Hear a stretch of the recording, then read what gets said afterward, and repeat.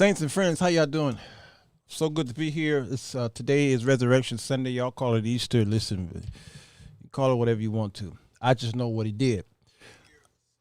I want to talk to y'all about. Let me silence this. I want to talk to you all about this whole Tennessee issue here. I've come to a conclusion that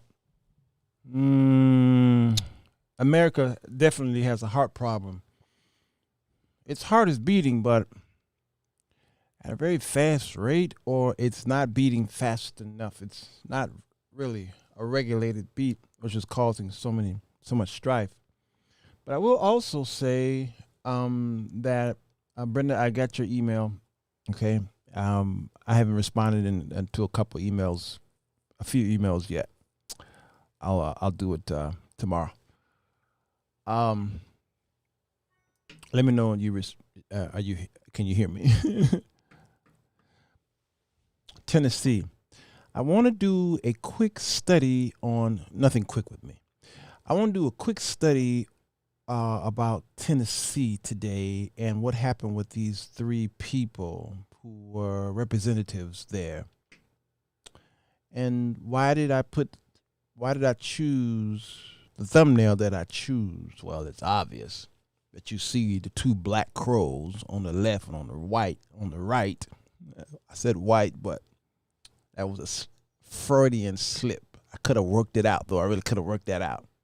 And then you see the scarecrow in the middle. You see that crow is much cleaner. Our thumbnails are created to give you a depiction of the show, obviously, but it's also our thumbnails is a movie within itself. So we make sure that they are created so that you could really read the artistry in it.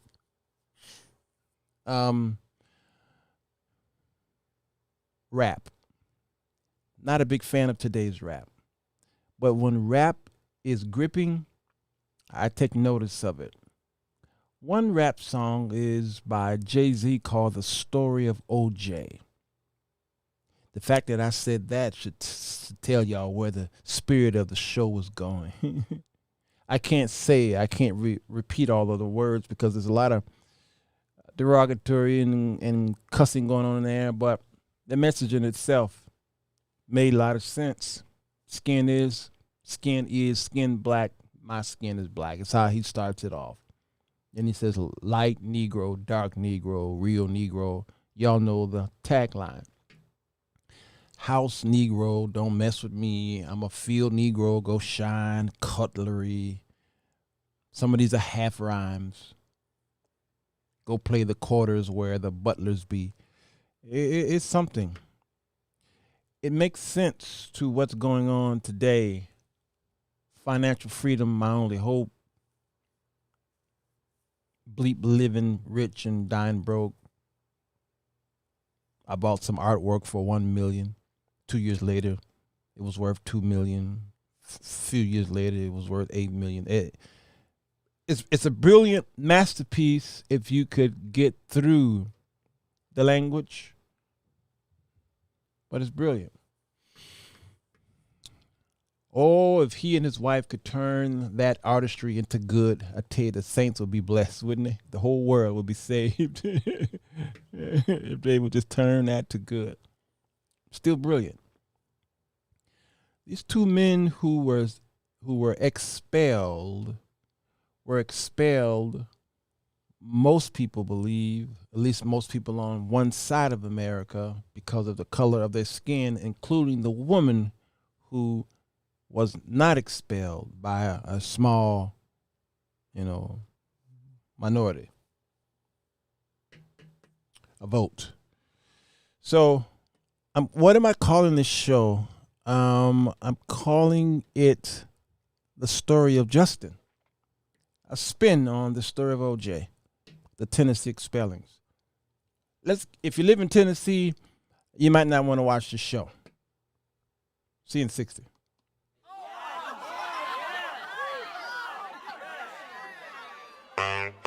Report live 7 days a week. Always on time, but his time is not free.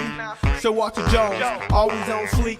Latest trending topics, how you jumping out your seat. Controversial subjects, others can't touch it. Community full of people throwing rocks from the bunkers. Politics, finance, music, and religion. Stirring up the poverty, bring healing to the village.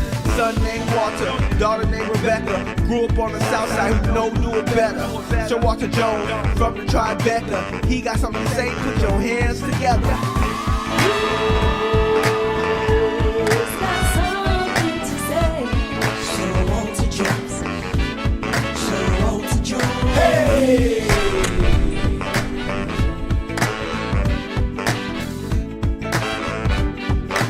Come on in, the water is fine.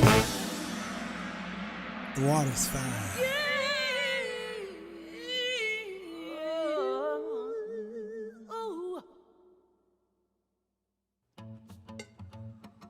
Man, oh man, y'all. Hello, everybody. Sirwalterj Jones Show. I'm he, and it is the weekend edition.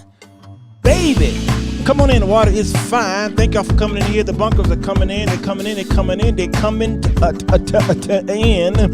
I thank y'all for joining me on a Sunday night, Resurrection Night. We are here to, we did our show last night about the resurrection, the story. We read out of 4 Gospels. All right. Not here for that today. Tonight we want to deal with this thing on social justice, because this is something that God himself cares about. He cares about those 2 men who was expelled. He cares about the woman who was not. He cares about that whole well, what they call it. He cares about everybody in Tennessee, you and me. Okay, so but he really cares about those who have been treated unjustly. So we would not be hearing about this if it wasn't for this person who was born a woman, killing these babies. So let's go right into this, because we need to look at some charts. These charts are always so gripping. Top 10 civilian gun-owning countries. Estimated number of firearms per 100 residents. Look at that. U.S. is always number 1. We're number 1. We're number 1. Always.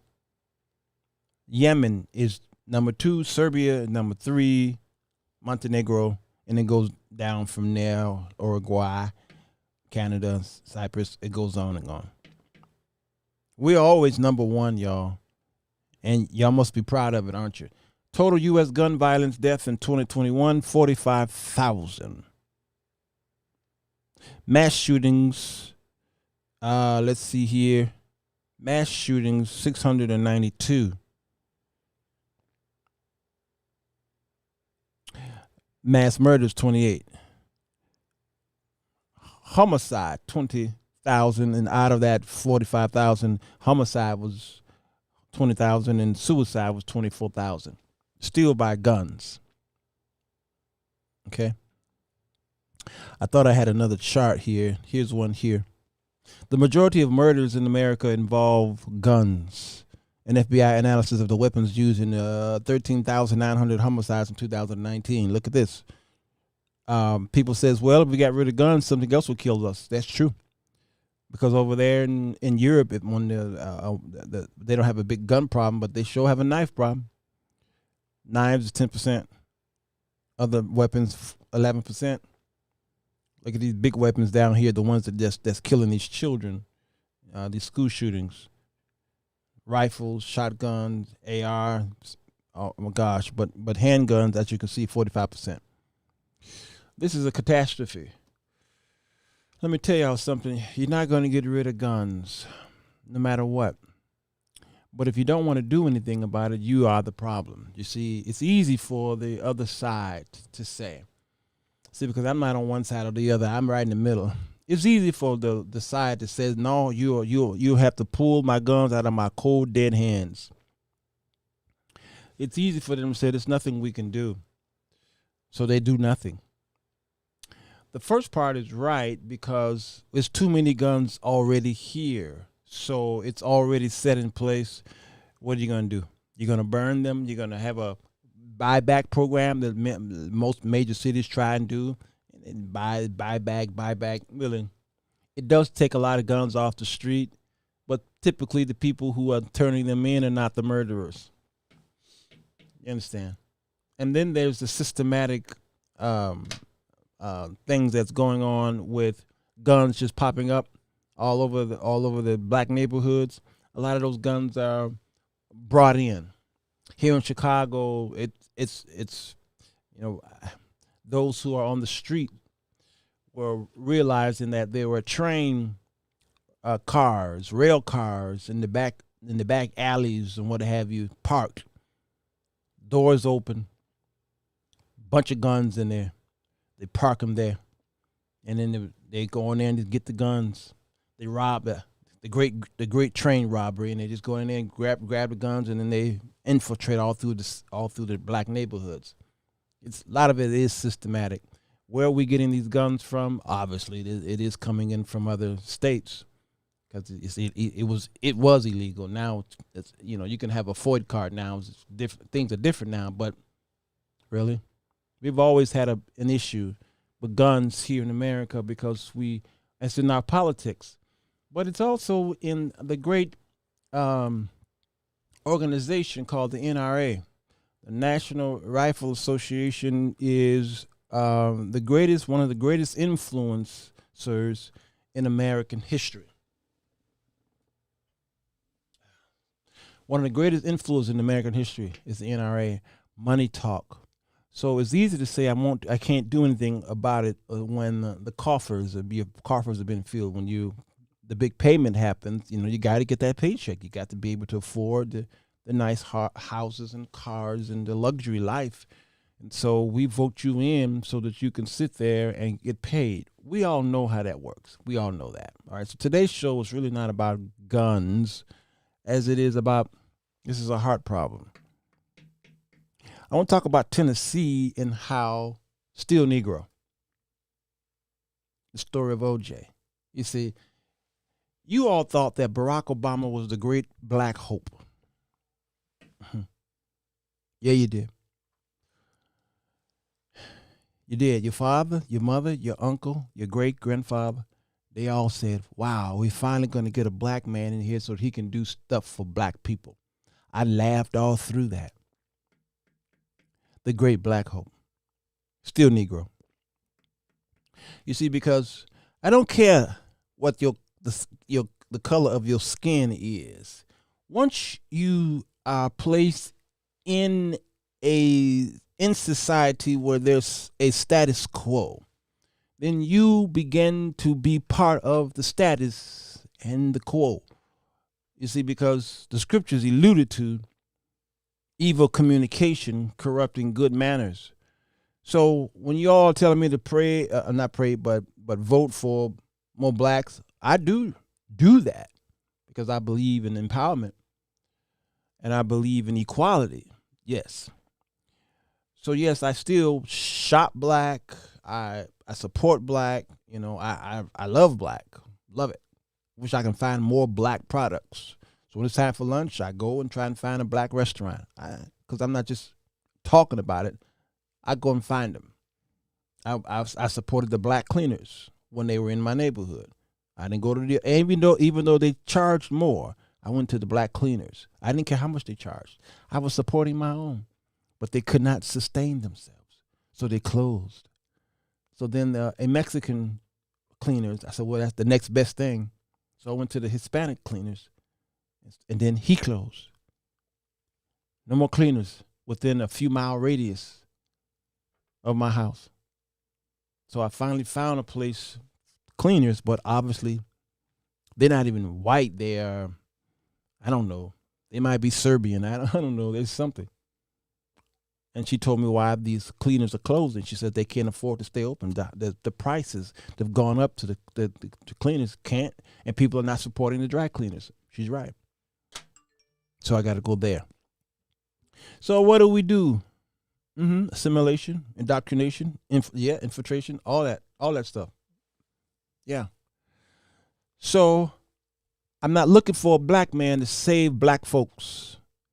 My job is to take care of my family and the people around me, one soldier at a time. I can't help all y'all, all right? But if you're going to walk by me, you will be impacted positively.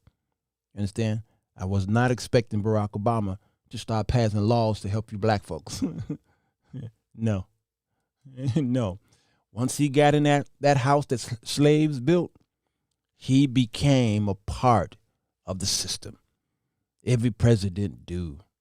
Everyone. And then they'll do something to give you the illusory perception that he did this for you. So let's go and look at some history here. Look at this. This is Jim Crow. Y'all know the history of Jim Crow South. Tennessee, 1866 to 1955. And this is Tennessee Jim Crow. We don't have to go all the way back to 1866, all right? But it's giving you the different places, parts or sectors: education, school segregation, miscegenation, all right, education, railroads. Let's get closer as we can get closer to our time. All right, voting rights protected. Let's see, healthcare, separate buildings for black and white patients in hospitals for the insane. Separate washrooms in mines required. Miscegenation, prohibit marriage or living together as man and wife between racial mix. Okay, what was the name of that movie? Was it called Loving or something like that? All right, this is Tennessee. Well, there's nothing different between with Tennessee than any other especially the southern states, because we know that Jim Crow was north as well. But something odd about Tennessee is this organization here called the KKK. In Pulaski, Tennessee, a group of Confederate veterans convened to form a secret society that they christened the Ku Klux Klan. Rapidly grew from a secret social fraternity to a parliamentary force bent on reversing the federal government progressive reconstruction. That's the problem right there. That's why they were formed. They became the police state in a sense. And the government backed them. The name of KKK, now they didn't back them publicly, but they did back them, was derived from the Greek word kiklos, or kaiklos, means circle, and the Scottish Gaelic word clan, which was probably chosen for the sake of alliteration under the platform of philosophized white racial superiority. All right, we got that. But where was it? Tennessee. Most prominent in counties where the races were relatively equal in number, the KKK engaged in terrorist raids against African Americans, white Republicans at the time. So you mean to tell me that Dems started the KKK, and under the Dems came Jim Crow? But yet we're Dems today. Many African Americans are. Oh man, that's a tough one right there. So let me ask y'all a question. Are these the same Democrats of yesteryear? Are these the same Republicans of yesteryear? Or did something happen where they switched and then the mentality switched? Kept the name. Name is the same, but it's a switching there. Huh? Are y'all saying no? Let me tell y'all something. What these three did, the two Justins and the young lady, we'll get to that in a minute. What they did was they broke a law. They broke a rule of law for that chamber. All right, for the well, they broke a law, and they should have been reprimanded. And the fact that the majority voted and the majority ruled, they should have been expelled. They should have. I'm glad they were expelled. I'm glad that the 2 blacks were expelled and not the white woman. I'm glad that they were. That's what they get. And because they were expelled, it's a good thing. Why? I never heard of Justin or Justin. I didn't even know Tennessee had black folks there as representatives. I never studied the Tennessee laws and the politics. I don't know.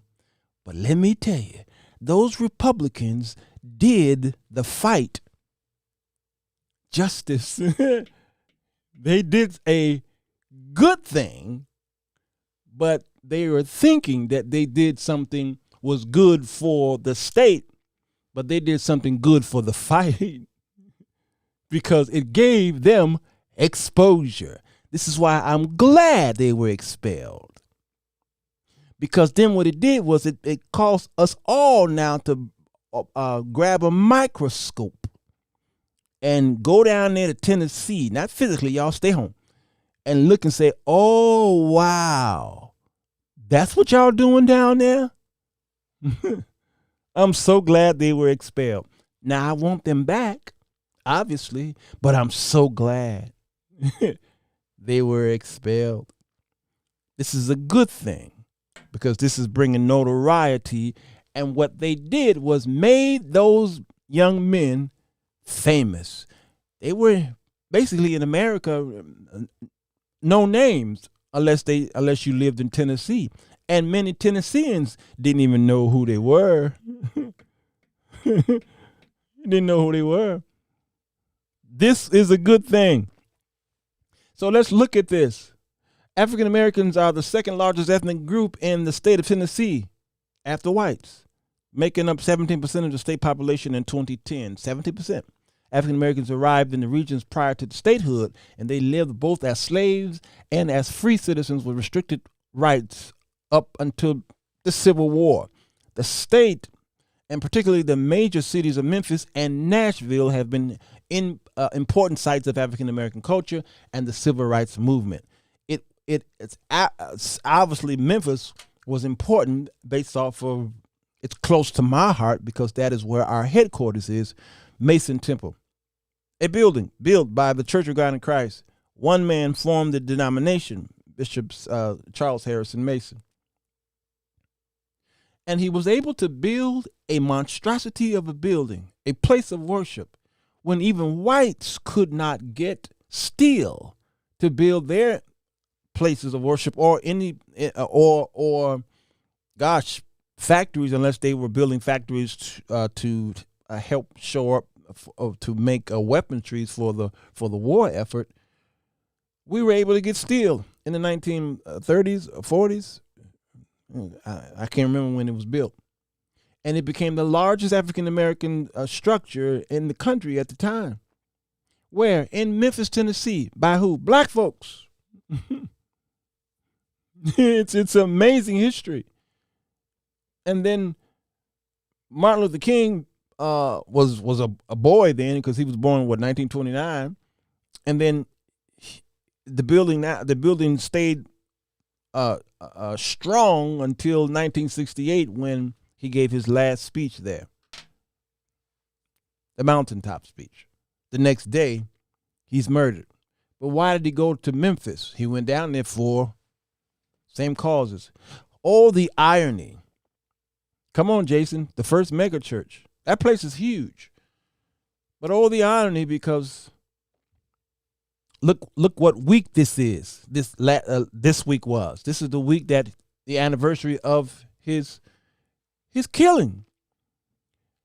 And we get a new black male straight mayor here in Chicago. What the very is it the day that he died? I mean, this week was very historical for African Americans. This should have been the month of February. Okay. So, Memphis, a city that I've been traveling for many, many years to. And when you think of Memphis, you think of Beale Street, you think of a burning love, you think of Elvis. But when blacks think of Memphis, we think of the civil rights struggle the fight. In many cases that we did win. So Tennessee has been a battleground for many of us. All right. Let's see. Most of the Tennessee's African Americans were enslaved from the colonial era until the conclusion of the Civil War in 1865 and the abolition of slavery. What else? Early African Americans came to Tennessee primarily from the colonies of Virginia and North Carolina. I saw somebody here from North Carolina. We got a couple bunkers. We got 4 bunkers from North Carolina. Hey, Jackie.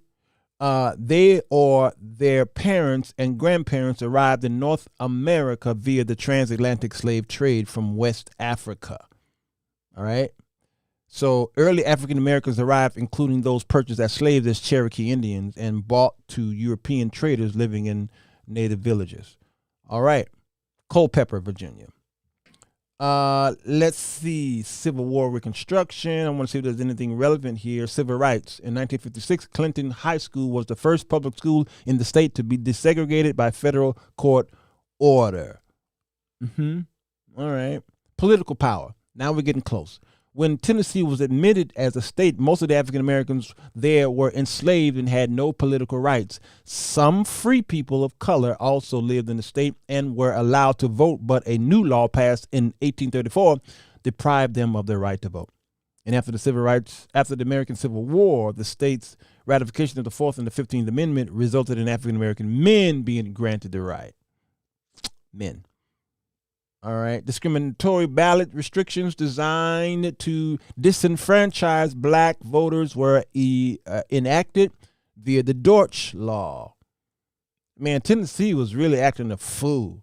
In the early 20th century, many cities adopted a city commissioner form of government. At the time, it was considered progressive in an effort to supersede what was known as machine politics in the cities. That was us. Machine politics. If you come to Chicago, you'll hear the name machine. Willie Wilbur Harrington was the first African American elected as mayor of Memphis, Tennessee, and J.O. Patterson Jr., which was the son of our former presiding bishop, was appointed to that office during 1982. It was a big thing. He served 5 terms. His 2 successors, Myron Laurie, A.C. Wharton, and it goes on and on. Yeah, it's a big thing. And then what did the Church of God in Christ do? They left. They left and went down there to St. Louis. It's a shame. So I've got some information here to see how we can delve into this story. All right. Let's see, where are we? Tennessee. Okay, here they are here. Let's catch you up. Who are the Tennessee Three? And here's what we know. The Republican-led Tennessee House Representative voted Thursday to expel 2 Democratic lawmakers, Justin Jones of Nashville and Justin Pearson of Memphis, after they and Representative Gloria Johnson joined protesters demanding gun control legislation at the state capitol. The protest occurred after 3 children and 3 adults were killed in a shooting at a Christian school. All right. They joined protesters at the Tennessee Capitol on March 30 to demand the lawmakers pass gun control legislation. No action, no peace. All right. In a historic act of partisan retaliation on Thursday, Jones was ousted. Johnson survived the expulsion a vote, that is, and 2/3 of the House must vote in favor of expulsion. The decision has ignited fierce partisan debate across the nation, as well as allegations of racism and the disparate treatment of John and Pearson, who are black, compared to Johnson, who's white. Biden labeled the expulsions shocking. All right. So who's Justin? And I tell you, if y'all ever hear these brothers speak, you will hear a Martin Luther King-esque style. A Martin Luther King-esque. when you hear them speak. These Republicans didn't realize what they did.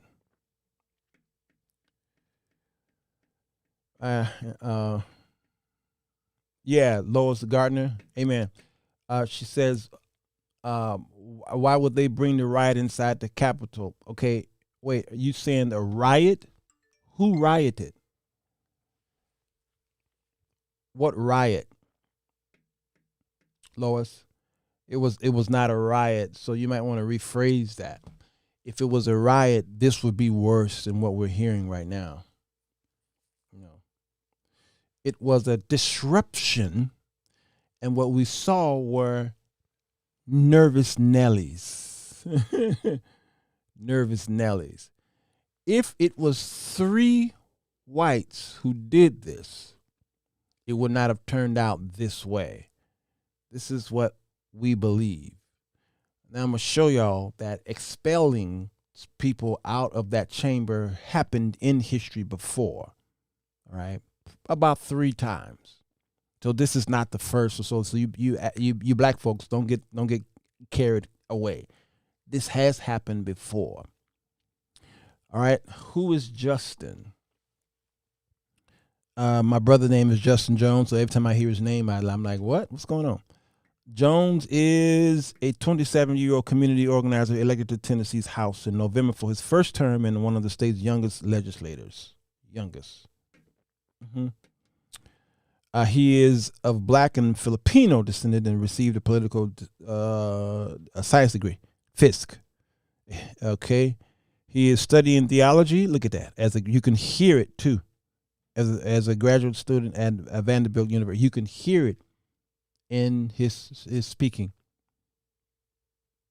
I was really moved by the way this young man speak.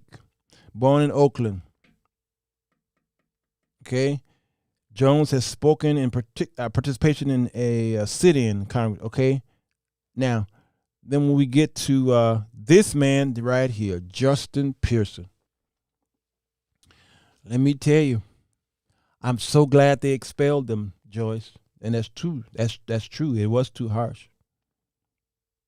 They was trying to send a message, but I'm so glad they expelled them because I would not have known of the talent that lie within the chambers by these 2 young African-American men. I was so proud. Oh, the eloquence of both of their speeches. And when the chair was talking to him, said, see what you did? Basically, he was saying, listen, little black boy, you came in here with a bullhorn and you disrupted the place, blah, blah, blah. You tried and you embarrassed us. You know, you embarrassed me and your mama. So because you acted like a little snot-nosed kid, this is why you're getting what you're getting. And then Justin Pearson paused when it was time for him to speak. Oh, it's just brilliant theater. He paused. And he said, did y'all hear that? How many in here in this chamber would want a man to talk to you like that? Oh man, I was excited to hear that man talk like that. It was beautiful, beautiful. Hey, Andronicus, all right. Yo, this is Justin Pearson, and he has an afro and he wears a dashiki when he comes to work. Sometimes he's already a threat because his co-workers basically, when they see him walk in there, they say, here goes the neighborhood. Look at that. And he's representing all of these people. So what we got to do is kill 2 birds with 1 stone. Well, we got to kill thousands of birds with 1. So if we get rid of this man and the other Justin, then we can silence the voices of all of these whom he represent. That thing backfired because the whole world was watching. Mm-hmm. Justin Pearson, 29, my daughter's age, a community organizer and environmental campaigner from Memphis. He was elected in January and caused a backlash when he wore a dashiki to be sworn in.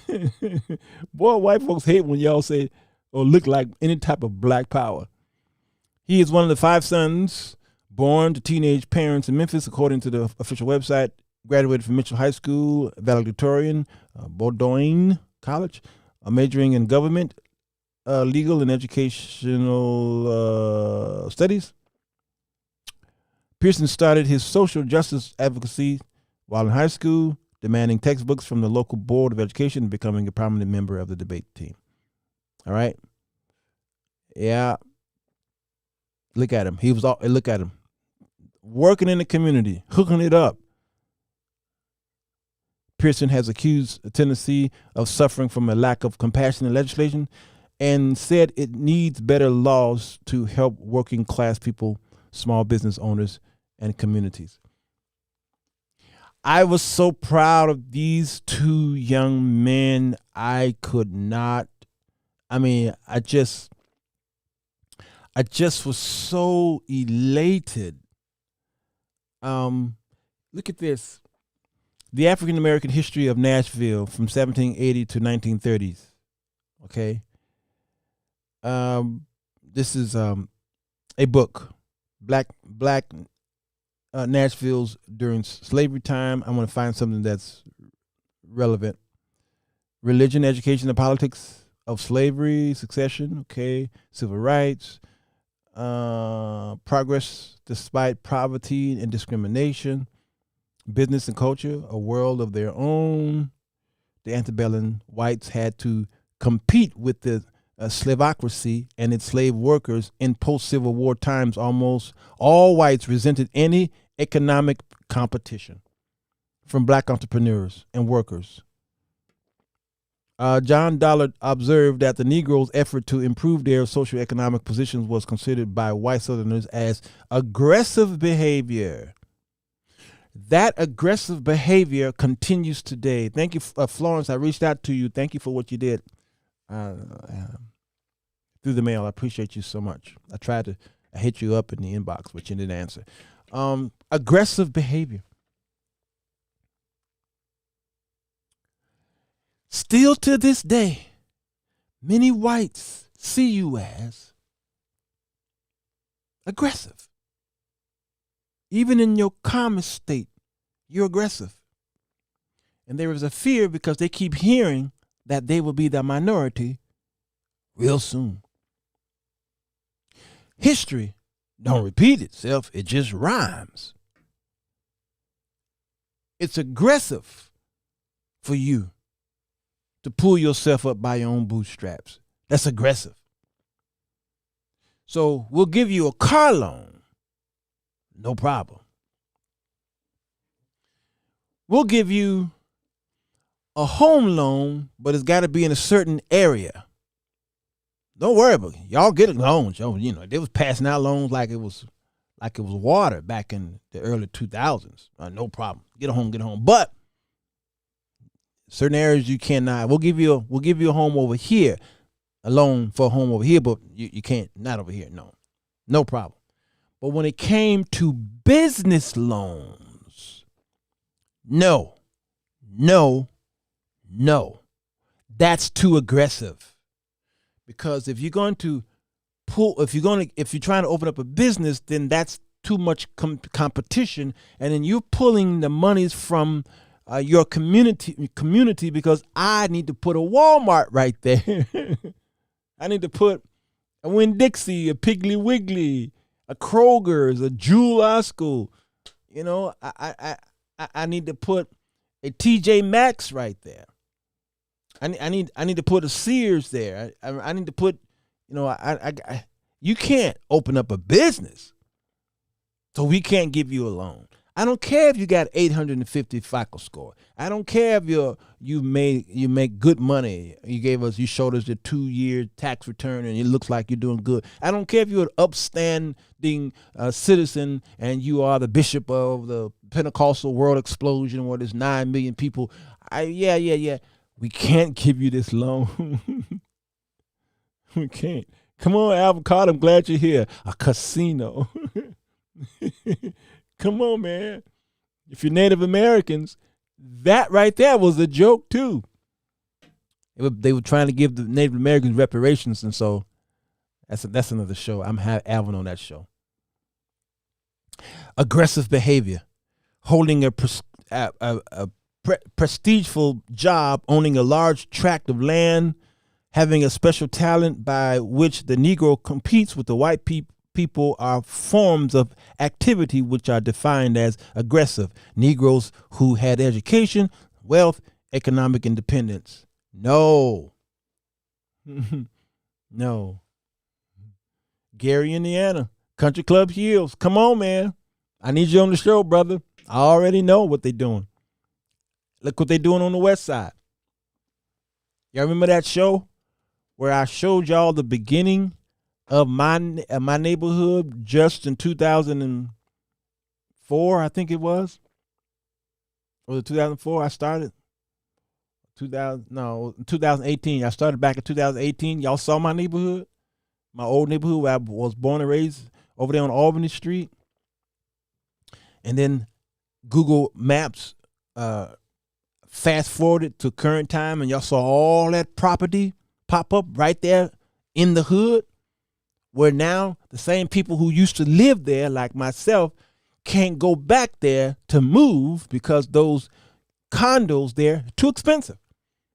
When we were coming up, we could go there, we could rent a house for about $600 or $700 a month. That same house got torn down, a condo got put up there, and I'm sorry, that's $300,000. All up and down that neighborhood, gentrification. Yeah, so Alvin, he knows. It's a whole, he grew up over there, a whole new world over there, just in a matter of a couple years. I remember when the first white moved in that neighborhood. They used to be in that neighborhood, and we moved in 1960s. When I was a baby, when my family moved there was several whites there. And one by one, they began to do the white flight. There goes the neighborhood, and they were getting out of there. And then, you know, if you were smart like my father, he held on, and he held on tight. I don't care what kind of whirlwind went through. I don't care how the economy was. I don't care if the banks were offering him a lot of money to buy up that property because the banks knew what was coming through there. He held on. He wouldn't sell. So his property look out of place because it's beautiful, but it's dated. It's really old property. And then right across the street is all this brand new multi-million-dollar Bickerdikes. They went through there. He held on because he knew what was coming. And when I was a young man at the school across the street, Alvin, Morton Upper Grade Center is what they called it when I was coming up. Now it's Morton something. I don't know what it's called. All right. I was in, I don't know, 5th grade, I think it was. My white teacher, who was the weatherman, he did the weather on the side on a radio station. Then he would come to school and then he would teach us. And I remember sitting in the class with this white man, all black students, because you don't know we had white teachers. I didn't have the privilege of having too many black teachers in my neighborhood. It was white, all right, and they were white trying to act black. I learned African American history. I don't think they call it that. I think they called it Black history or something like that. By a white woman. She would come to work with a big old afro, with Stax shoes, and she wore the back outs. What y'all call them things? The back outs. You see all her flesh, all her flushing. That was her name was Mrs. Flowers. Oh, we all had a crush on that white woman. Okay? And she taught us African American history. I didn't know what African American was. I didn't know about the Sojourner Truths and all these people. We only knew about Martin Luther King. That's all we knew because he was in the house, because he was on the wall next to white Jesus and Abraham Lincoln. Okay. What y'all call those? A rafter? Halter top? Yeah, thank y'all. Women know about that. Men don't know nothing about that. She wore the halter top. Oh, she was straight up power to the people. I'm like, wait a minute, I'm confused. You got white skin and you saying power to the people? I'm confused. Miss Flowers, I'm a little confused. she taught us African American history, and I'm sitting there like in fifth grade, like, why is this white woman teaching me African American history? Why I don't hear about this in my neighborhood? I don't hear about this at the church. I don't hear about this at home. I don't. Who are these people that I'm learning new? Yeah, or the Kennedy brothers. Yeah. So I just didn't understand that. But I remember going to the homeroom, and my homeroom teacher was like, this neighborhood is going to change. And I remember these words. This was almost 50 years ago, you all. This was almost 50 years ago. This white man said to us, we are coming back. Coming back? Is this a new movie playing at the State and Lake Theater? We are coming back. He says, my people left and we went to the suburbs. Now he's telling fifth graders this. We went to the suburbs, but it's too far to travel. Now we settled in the suburbs, all right, because we wanted to get away from your people. So we settled in the suburbs. And we created our own little world, our own little utopia there.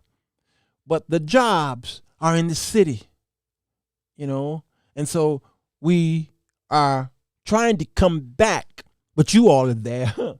He says, but the day is going to come, probably when you are my age, that this neighborhood is going to change and you're going to see more white people here, if not all. You all are going to have to go somewhere. They may move you all out of the neighborhood. This was my white teacher telling me that. And I was shocked and I was scared too. All right. And let me tell you, Alvin, that man prophesied. Yep. That man prophesied because it took several years later, but I remember I got married, had my son, and I remember being in my father's property, and a white man and his girlfriend or wife pulled up, unloaded their truck, and they started to work on the building where we discarded. You see, y'all got to understand how this works. You guys discard things. You're living something, it'll fall in on you, then you move out. The white man came in the neighborhood and he saw what you discarded. And he said, ka-ching, I can get this building for $1. And so he did. And he was able to take that plus the money that he saved, plus his ability to live in a world with his white privileged skin, and the banks was giving loans to him, obviously. There he and his wife restructured that whole building and put up a electric fence. And I said, oh boy, look at this. We got one white family in the neighborhood. We don't need no more. But the blacks wasn't doing anything. Only my father was the only one doing something in that neighborhood. Blacks wasn't doing anything. And then as I was getting ready to move out of the neighborhood, another white man moved in across the street, did the same thing. Totally gutted a 2-flat. Totally gutted it. I said, OMG. There goes the neighborhood. There goes the neighborhood. I moved out. For years. I came back. And now all I see white folks walking up and down the street like it was when I was in the 70s, just walking up and down the street. And then I see little shops there, little yuppie shops in places that you never would see in my neighborhood, but there they are popping up. And here's the thing y'all don't know is that these factories that's still standing, but they were abandoned by the owners, those factories are not empty. Those factories are loft apartments and condos. They didn't tear down the building and build up new ones. They just gutted the factories and made them loft apartments. Y'all better hear me. So Alvin, when you travel up and down Sacramento, Franklin, and then up and down Sacramento where those factories were, that with all the smoke and what have you, you don't see the smoke no more. And it still look like there's factories, but they're not. Go inside and you see some of the most beautiful places there. Beautiful. All right. So yeah, That's what we're seeing here. So going back to Tennessee, this is happening all over, y'all. Yeah, Cabrini Green, Michelle, sent the shock through us. Yeah, Cabrini Green was upscale. It was a place people wanted to go. It was like white folks wanted to move there. I mean, it was the stuff, but something happened. I don't want to get sidetracked because that's a disaster story within itself. Because Cabrini Green right now, when I was coming up, you didn't want to walk down that street for fear that you were not going to survive coming back home. But now, it is one of the most sought after properties on the north side of Chicago, where during New Year's, the people who lived there moved out during New Year's Day, the New Year's Eve, because thousands of bullets would rang throughout Cabrini. Thousands and thousands of bullets, and the police station was right downstairs, and even the police was like, "Stay inside, stay inside." But now, you can't afford. Yeah, Cabrini is gone. Robert Taylor Homes gone. Stateway Apartments gone. Henry Horner, I believe they gone too, right, Alvin? I mean, the projects was an eyesore. All right. So look at this. Reading, and arithmetic. Let me see. Nashville black leaders could easily meet the black masses in one common ground: the need for basic education. Okay, that's that one. Race and higher education. In America, the black philosophy of higher education was generally expressed by groups of elite men under the leadership of W.E.B. Du Bois and Booker T. Washington, who believed that freedmen's colleges should set and maintain standards.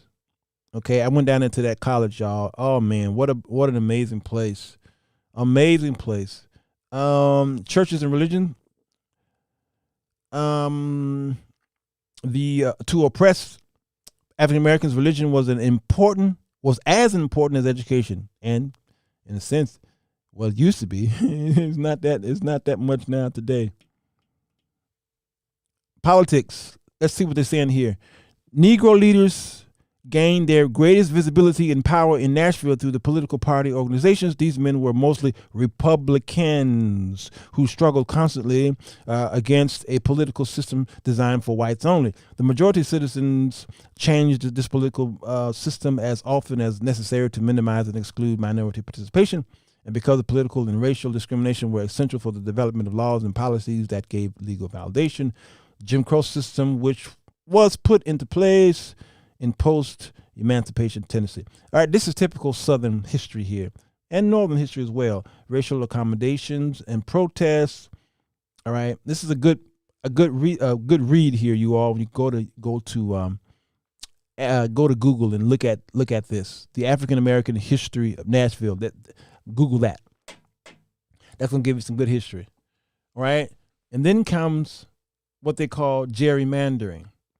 Gerrymandering is a big problem. And all over you all. We will get a job with a title and move out of the hood. Yep, thinking we are moving up. We don't invest in the gold mine. We were, and I'm glad you said gold mine, Colette. That's exactly it. Detroit is going through gentrification as well. You better believe it. Gentrification in Detroit. Driving through Detroit was an eyesore. Well, it still is in many of the areas there. You know, a major city going bankrupt. I mean, we thought we'd never hear such a thing. Which is another dab at blacks running a city. When, what's his name? He went to jail. He wound up going to prison for being a crook. Who was the mayor over there? Forgot the brother's name. All I can see is all his beard. All right, but it's amazing how a major city like that, and I look at Detroit like Gary, Indiana. Detroit and Gary, I think they're cousins, first cousins at that. First cousins. Drove downtown, it was like a ghost town. I was shocked. But here's the thing. that was the perfect opportunity for black people. Kilpatrick, that's his name. It was a perfect opportunity. Y'all, April Echo's birthday is tomorrow. Y'all, can y'all? Because I don't know if I'm gonna go live tomorrow night. I'm trying to go live tomorrow night. April Echo's birthday is tomorrow. Y'all know she is a moderator. We got to sing or put something in the air or something, wave it like you just don't care. Kwame, yeah, that's his name, Myron. Hey, good to see you, by the way. Kilpatrick. Kept getting in trouble, like Marion Barry over there in Washington. All right? Black folks, listen to my dear. If you're going to run for office, don't assimilate, all right, in politics. Don't take handouts and all this stuff. Can you please represent us the best way you can without saying, okay, I have arrived? Like, who's that? Colette says, you move out the neighborhood and you don't come back and do nothing for us? Come on, man. That's why, again, I don't put too much into these black folks who have arrived. Listen, until you show me something, I'm going to just wait and sit back. That's why I'm praying for the new mayor of Chicago, Brandon Johnson. A man who came out of nowhere, and he's the mayor of we the third largest city in America? We used to be second, but we lost. All right, that's a huge, and he's from the progressive. He's a progressive. He's not really a staunch Democrat, or obviously not a Republican. He's a progressive. And what do black people do? Memphis, Tennessee came down here to Chicago and said, vote for this man. He belongs to us, a son of a preacher man. When I say Memphis, I'm talking about the presiding bishop of the Church of God in Christ. Now, he from Detroit, but headquarters in Memphis. He came down here and say, rally around this man. And they put that man in over someone who was an establishment, Paul Vallis. That's I'm not gonna say her name, but he used to Vallis. How do I say this? Everywhere he goes, stink. Everywhere Vallis go, everywhere he leaves, stinks. Those cities were definitely cousins. Yep, because they were cities that depended upon the manufacturing Detroit and General Motors and Gary, U.S. Steel. Yes. Jackie. Also, Texas in East Austin, where Houston University, okay, the only thing black over there now. Oh, wow. Yeah, ain't that something? Wow. I know. It's happening all over the place. All over the place. All right. So, let me see. Did I forget anything here? All right. So what do we do? How do we cap this up here? All right, because I'm basically done. How do we cap this up, and what do we do? Well, as Christians, he did our school district so dirty. See what I tell you? Yeah. We sent him back, and he racked up Philly schools too. See, and Chicago, he was part of the public school system here. He was this. We call them CEOs, right? Alvin is the CEOs of Chicago public schools, and he had it in late '90s, or was it the early 2000s? All right, I'm glad Alvin is here because he helped me out with this education. New Orleans is experiencing the same. Sharon says. Boy, so sad. Okay, so do y'all think that, my question to you all, do y'all think that they're going to put those the two Justins back this coming week? Do you all think that those young men are going to get their jobs back? Show of hands. Do you? Because I was getting ready to talk about redistricting and gerrymandering, all right? Because that's happening in Chicago. Notice, and most people don't pay attention to it. Lynette says she thinks so. Ray of Sunshine said yes. Practice says yes, okay? This is, I think so. Not if they can help it, right? That's true. Okay. The redistricting, because some of you don't even realize that your district's changed. It shifted. Your alderman had all this land, had power and persuasion over all this, and then all of a sudden it shrunk, and you don't look at the map. So you have to educate yourself to empower your people and your family. You have to educate yourself, because typically African Americans don't go to town hall meetings until a black man is shot by the police. Y'all better hear what I just said, because you the problem. You the problem. I commend these two Justins, and I commend, what's the name? Gloria Johnson. I commend the three of them for what they did. All right?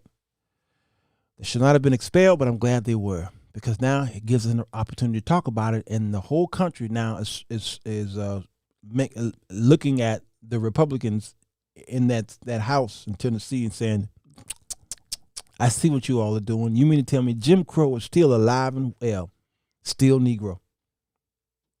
But African Americans don't attend town hall meetings. You don't involve yourself with anything community-wise. You hardly pick up paper in your front lawn.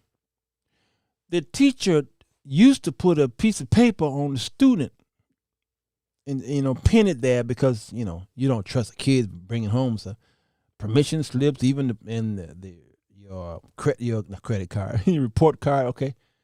You don't even check on that. You don't check on the kids' homework. All right? So you're not involved in community events. Some of you are. I congratulate some of you. But typically, we are not.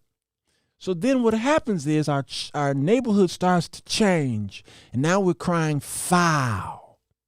How did that store get here? How did that restaurant get here? How these white folks or these Asians or these Hispanics or these Jews, how did they get here? You don't go to the meetings. A lot of things can't happen in your neighborhood unless you, as a taxpayer, say something. So white folk don't play that game. Walmart tried to come to some neighborhoods, and white folks like, no, sir, you can't come up in here. We got too many mom and pop stores. You're going to run us out of business. You can't come. And Walmart be like, okay, well, I guess the black folks, they love us. We're going to come in there. And they come in there, and then before you know it, all these shops are closing. You don't go to nothing. You don't even go to your parent-child meetings. When the school have the meetings and you got to go up there and talk to the teacher, y'all don't even go to that no more. You don't. So what are you complaining about when something happens in City Hall and bills are passed and ordinances are passed? You're like, how did that happen? Why do I have to do this? Why do I have to put my seatbelt on? Why do I have to do? Okay, what these red light cameras come from? Where that come from? You wasn't a part of it. Who did you vote in? Who represented you? And do you ever talk to him after you put him in office? No. You vote for your older person. You vote for, everybody don't have aldermans, depending on where you live. What else y'all call them? Wardmen. I don't know what y'all call them. Yeah, commissioners. Okay, whatever y'all call them, y'all vote for them, put them in there, and then you don't ever contact them. The PTA meeting, Linda, you don't do nothing but just pay your taxes and put gas in your car. You're done. And then something happens, and then you don't question the person that you put in there. Councilman, yes. City council. You just don't. Well, the alderman is the city council for us are the aldermen and all the women, all the persons. But still, and the obviously the mayor is over the council. You just don't check up on nobody. So you are part of the problem. This is why I thank God for the Johnson brothers, because we were able to hear a wonderful representation from the African American community, such brilliance and poise and dignity. And he didn't act, neither one of them acted a fool when they were pushed against by those powers that be, because they realized, hey, we part of the power that be too. Even though we are the minority, I'm not talking about in color, but I mean in political stance, we are still the minority, but yet here our coworkers are kicking us out. Here it is. Here's my proof here that this happened before. 8 Tennessee General Assembly expulsions, 2016, allegations of sexual misconduct. 1980, convicted of a soliciting a bribe, that is. In 1866. That's it. That's the history of Tennessee expulsions. But when Johnson, which one was it? Which one of them? Which one of the Justins got up and said he named about 5 people. A few of them that was right there in the chamber. He says this person did this crime, and you didn't expel him. This person was guilty of sexual something, and you didn't expel him. And this person here did this, which is worse than me having a bullhorn, and you didn't expel them. Why didn't you not expel them? Because they were white. Y'all got to go look at their speeches. It's brilliant. Joyce, wasn't it something? He said, you didn't expel them, but you expelled us. And this woman here, you saved her. And one reason I think why she was saved, let me see, will this play? One reason why she was saved is because when she got up to speak to defend her job, she started to cry. She started to cry. Where is it? Okay. Well, she started to cry. Can I play it? All right, let me see if this is going to work. Yes, she did. She started to cry. I've spent much of my Girl life. A, sex is her superpower. This woman got Hold skills. on, lady. And sex is not time, lady. She think it's time to go. All right, let me go back. This is Roland Martin. Live look on the Tennessee floor where Representative Gloria. I've spent much of my life dedicated to helping children. Appreciate you guys. You just made me get teary-eyed. And I really want to thank you for standing with me, because I know you care about children. And I hear a lot of talk about caring about children, but I continue to hear no one having conversations about things that will prevent gun violence from coming to our doors. Okay. White tears will go far. I believe that even those who wanted to maybe expel her, she got up there and the tears flowed, and they said, we've got to save our own. We got to save our own. I know that's kind of harsh for some of you, my white viewers. I get it. Yeah, until you're part of the struggle, you won't understand what's going on here. That was Justin Jones, who named. Thank you for that. Yeah, you won't understand. Until you know the struggle, you won't understand.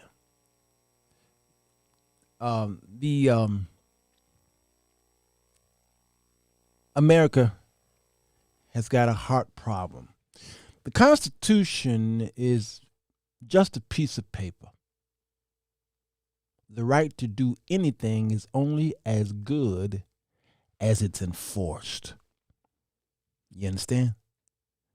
Everything is just a piece of paper until the enforcement happens. Because it's really only a job description for the government. The Constitution. The rules of order there in Tennessee was just a job description. It's just something on paper until it is enforced. Because many got away until these brothers got up, and then it was enforced. So just like the United States, It leans against the Constitution. It rests its back on it. That is its strong hold. The Constitution. Instead of the Constitution being wrapped around the United States just uses the Constitution as a kickstand, because it's based off of the people you all put in there to defend it, to apply it, to create it, or to uphold it. So because it is basically a job description, but what happens when it goes under new management? In walk these men. They're not new, because white supremacy is alive and well. It just multiplies itself. From its inception, the United States was formed from white supremacy. So these are the children, the great-grandchildren of their fathers, still Negro. So then this Constitution, or the decorum there, it then becomes a case of who wins the battle of interpretation. You see, just because you are a black man and there are laws on the books that you can follow, like the First Amendment and what have you, don't mean that you will be respected because you have the right to do things. You are the wrong color to do those things. You see, the Johnsons and Gloria said, this is our First Amendment right. But you don't have the right if you are the wrong color. Why don't we remember that? You see, the Black Panther thought that they had the right. Well, they did, but yet they didn't, because they were the wrong color. You see, back when guys like Bobby Rush here was walking around carrying weapons and standing certain amount of feet behind the police, all right, when something was going down, they had the right to do this because they understood the ordinance of the city, but they was the wrong color. And it has been proven over and over again that if you see a white man with a AR or some kind of rifle or what have you on his back walking down the street, he's not stopped. You go to any Trump rally, you go to any kind of community thing, and you see one there, he must be the security. Or he's just protecting his stand your ground. A black man does the same thing, and Becky is calling the police. She's calling police. You have the right, yet you don't. It's human nature to abuse power. So the Constitution tried to prepare the future nation of this to ward against the abuse of power, and why we do have the Constitution. But again, it only applies to who? Y'all remember the 3/5 compromise? Because it's about checks and balances. It's always been about checks and balances and not hierarchy. But is it true though? Nobody is to be trusted, but everybody gets their papers graded. Everybody get their papers graded. This is the system that we're up under. Until you understand, you won't understand. The story of OJ, still Negro. OJ thought he had the right to get away with murder. Wrong. Yep, it only applies to them and their greater gain. So y'all, your grandmama told y'all that. Former Representative David Byrd was accused of sexual misconduct with teenagers who were members of the high school girls basketball team Justin Jones called an admitted child molester. Yep. Kept his job. So I'm going to keep watching the news and see those brothers possibly get their jobs back. But let me tell you this, that chamber will never be the same after this. Never. They are shaking in their boots right now, just trying to figure out, okay, these two are going to be a problem for us. So we've got to pray for now for their safety, because if they get their jobs back, we got to pray for their safety, because after all, this is still Nashville. This is still Memphis. This is still Tennessee. And they are still black. It don't matter where they are, meaning in representatives, it don't matter. We still got to pray for them and their safety.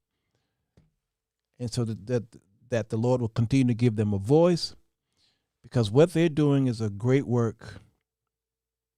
So let's keep praying for them. And I'm glad that this did happen. So that gives us hope. Every now and then in America, we see hope, because still Negro. I was born in Virginia. My folks taught me well. Amen, Joyce.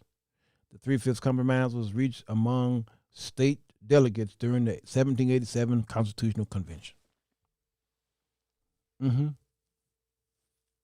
Still Jim Crow. Yeah. Amen, Joyce. We got to pray for their very lives. All right. I wrote a song. I started this off by saying there's a heart problem. America do have a heart problem. And I remember writing this song. Somebody just asked me about it the other day, about this song. What did I call it? Brand New Heart. Let me see. What's my keyboard? All right. Let's end with this one, shall we, boys and girls? I haven't ended a show with a piano in a while. Okay. When I wrote this song, I don't know, 20 years ago. Most of my songs I've written many, many, many, many years ago. All right. No, you can't steal it. It's been copywritten. All right. How does it go? Right here.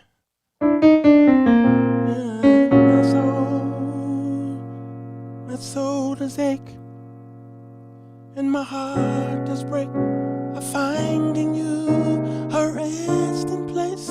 Sang by a woman. All I want to do is see your face.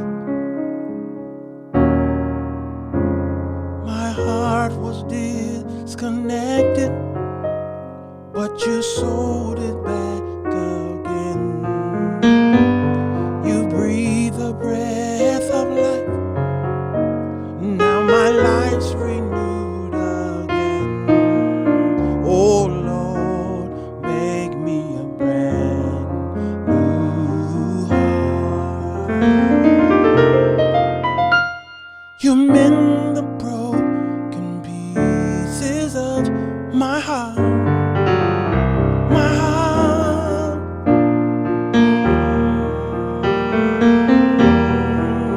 Now my life have overcome.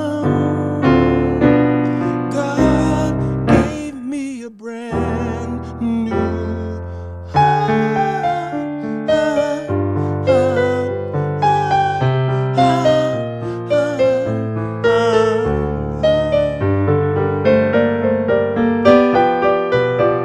God gave me a brand new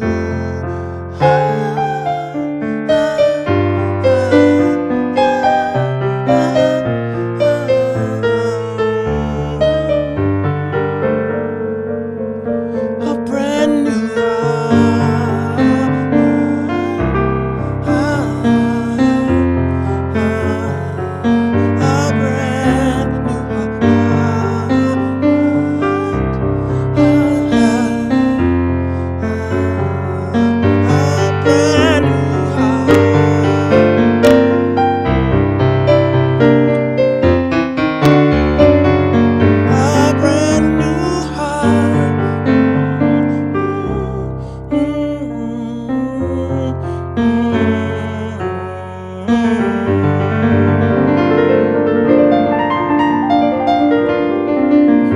short little ditty.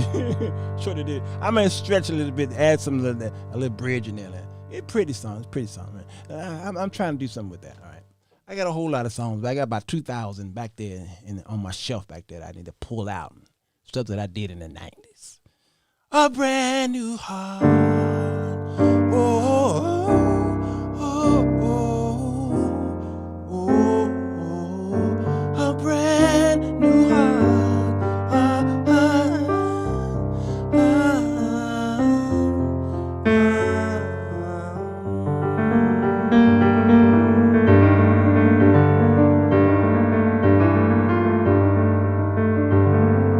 All right, y'all gotta go.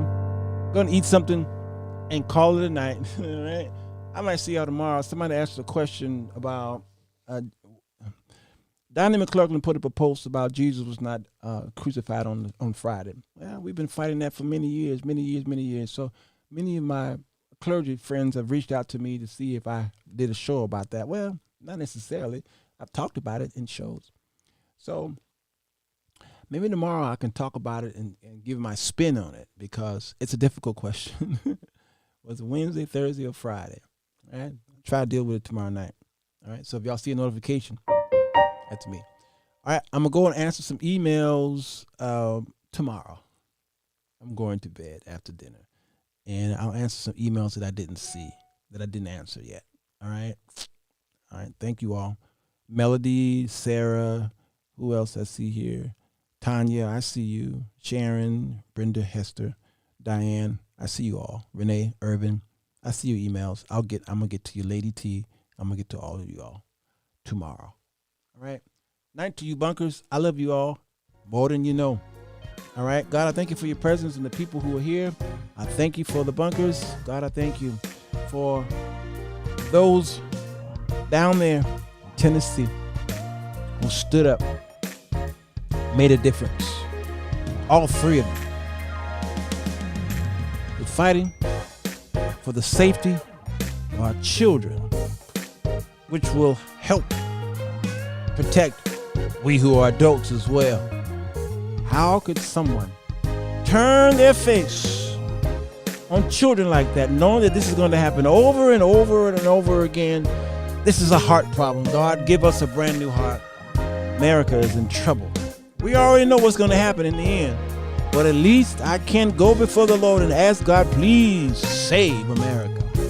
As you told us to pray for the peace of Jerusalem, pray for the peace of the United States, especially there down there in Tennessee. Restore those two men's jobs back so they can get back on the wall and protect our children. We love you, God. We give your name the praise in Jesus' name. Amen. Love you all. Take care of yourselves. See you tomorrow.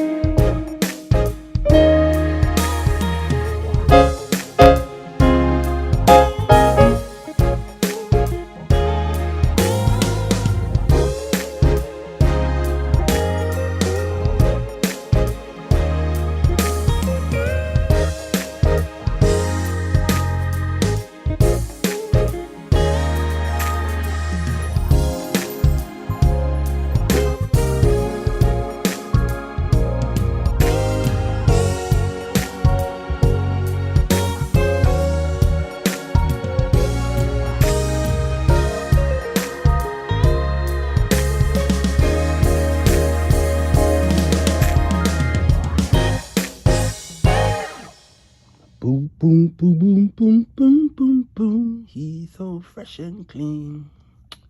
Do, do, do, do, do, do, do, do. Child so fresh and clean. Mm. Mm, mm, mm, mm, mm, mm, mm. Mm, mm, mm, mm. Hey, man. The bunkers say hey. The bunkers say hey. You love the bunkers? You do? You love everybody, don't you? You do? Papa is the most handsome in the world, isn't he? What? You ain't lying, are you? You're not lying? Wow, I love you too, Sir Charles. 'Cause you so fresh and clean. Using a fork? That is amazing. Do it again. Do that fork. There you go. Let's see if it works. There you go.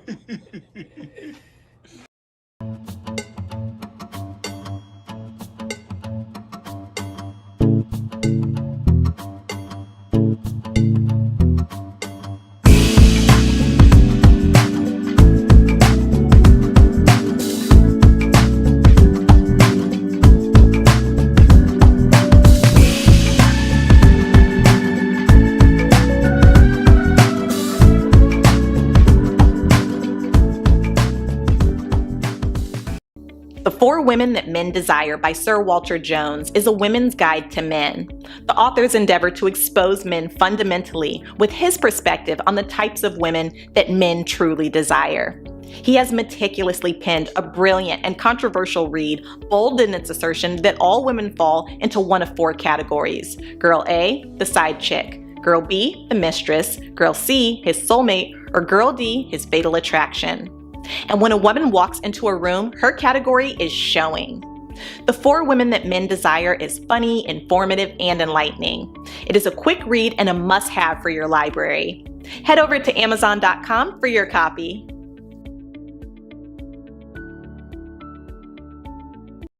It's 10 p.m. Do you know where your children are?